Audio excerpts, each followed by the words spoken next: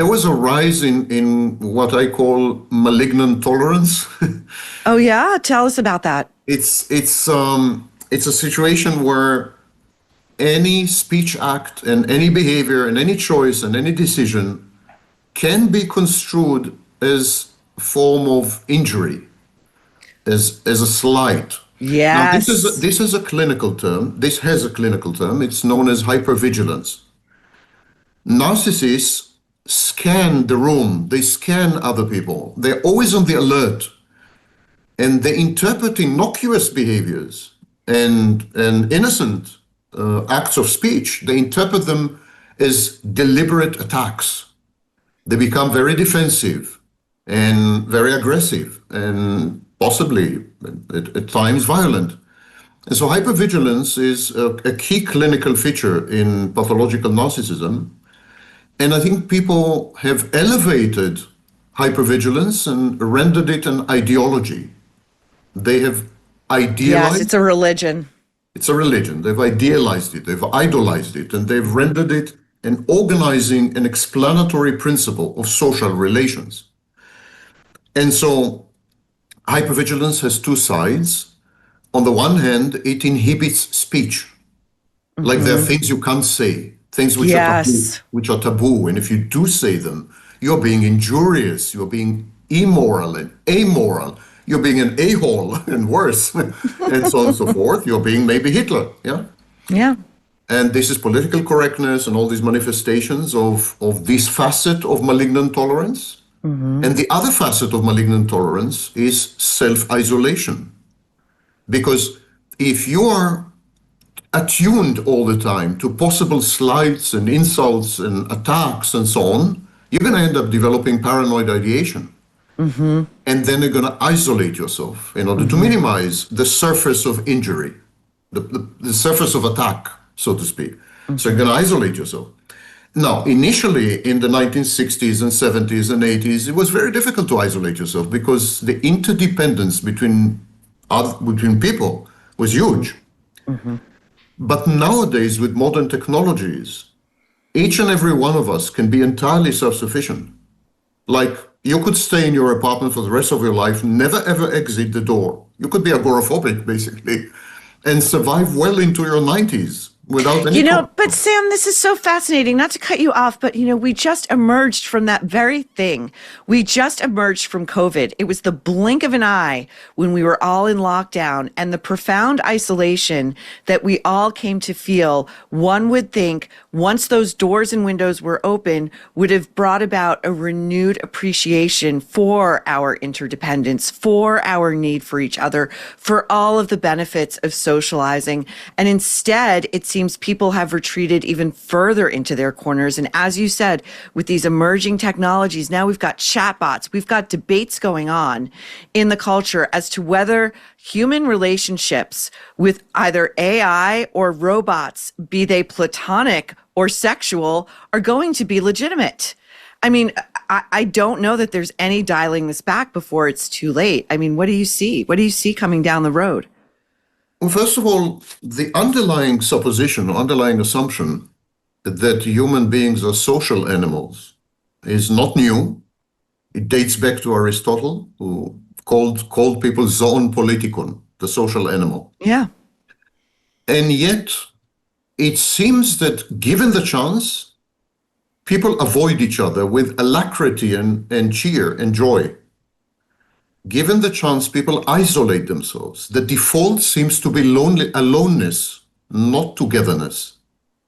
It seems that collective action, collaboration, cooperation, all these things, pooling resources, sharing, all these things, were forced upon us by the exigencies of scarcity and famine and war and by the lack of appropriate technology. Having been given the chance nowadays to avoid other people, Pew Center studies show that at least half of all people make this choice. 42% of adults, for example, make this choice. But is it a chicken or the egg thing, Sam?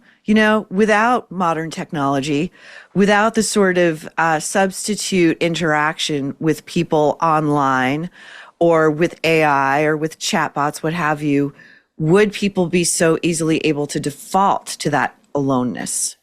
I subscribe to the view that technology is responsive. It is not a driver of change. It is responsive to change. So I think what preceded technology was the need to be alone, which has not been satisfied for thousands of years. And finally, we had breakthroughs which allowed us to be alone. And then we embraced these technologies. Take, for example, the following fact. The pandemic is over, Yeah. and people refuse to return to the office.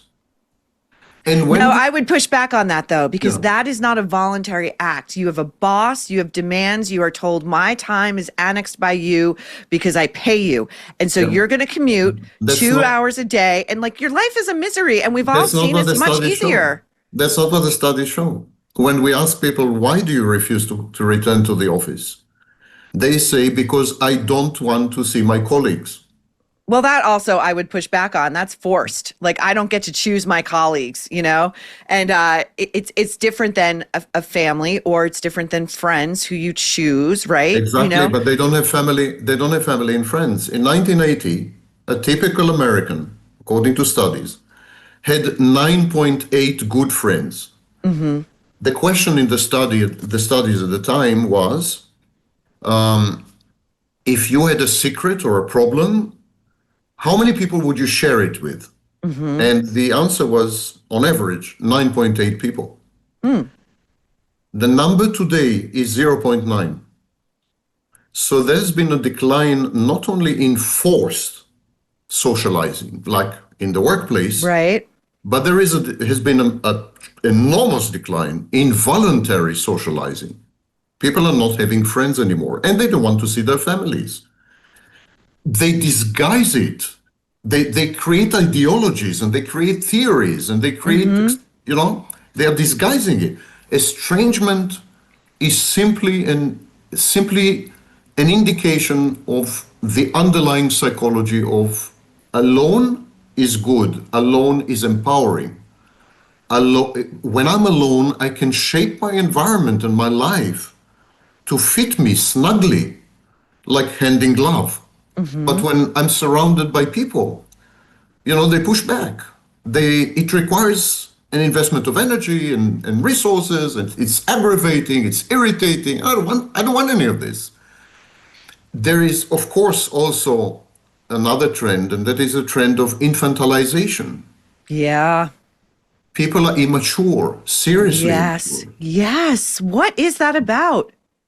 Does that dovetail with the narcissism? Just the refusal to it's brook anybody else's needs or wants is equal to, if not at times superseding one's own? It has to do with narcissism, of course. One of the key elements in pathological narcissism is arrested development or stunted development. These people are basically children. Narcissists are children. Yeah. We've discussed it on previous occasions. But it's not only narcissists who are immature or regressed into an infant state. It's vast swaths of the population, I would say. And I think the reason is that we have it easy. We don't have to work to produce our food. Yeah. We work a few hours a day. I mean, people used to work 16 hours a day. If you're a white collar professional, you can work a Mostly few hours if you're a day. white collar, but yeah, I mean, people on the lower levels of the socioeconomic ladder have to work several jobs in order Yeah. to make ends meet. Yeah. That's quite accurate. But the ethos, the ideal, the aspiration is to work less. Whereas in previous periods in history, the ideal was to work more. The work dignified you. Your job dignified you. Your job defined you. Your identity was your job. To this very day in Japan, for example. But nowadays, it's I want to work less. I want to have more leisure. I want to entertainment has become the predominant feature of modern life, not erudition, not hard work, and so on. Now, I'm not expressing an opinion here. I'm not saying it's bad or good, but these are the facts. So when we look at the lives of adults nowadays, it's very difficult to tell them apart from, let's say, adolescents, if not children. Yeah. Yes. And this is not a new observation. This started in the 70s, and they coined the The phrase, me decade. the mid-decade Peter Pan syndrome, and then they coined the phrase puera aeternus, which means eternal adolescent, or puella aeterna for a woman. And so this is not a new observation. And regressive infantilization of society means that you're much less likely to enjoy interactions with other people, because children are pretty solipsistic. Children are self-focused. Their empathy is not well developed. Children are incapable of cooperating with other children on a sustained basis. Children are high conflict. They're antagonistic. And children basically walk away or run away if you don't comply with their wishes and don't meet their expectations and don't. So we see these infantile behavior patterns coupled with atomization, coupled with technological empowerment, coupled with self-sufficiency, coupled with all these things, narcissism. I mean, put all of these together, and you end up having a situation where we glorify and glamorize the aloneness, the state of being alone. Yes. I'm not saying loneliness, because loneliness is a reaction to being alone. Yes. Loneliness is a psychological reaction to being alone, and it's a negative reaction. Like if you It's don't a negative one, and it's a predictor of early mortality more so than a lot of other true physical ailments. And I do think, you said you're not saying whether it's bad or good. I think it's a force for bad. I think it's a force for darkness. We all want the best food for ourselves and our families, but it's hard to know what is safe. Food labels can be misleading. Introducing Olive. Olive is the clean living shortcut on your phone. 100% independent, credible, transparent, no brand pay to play.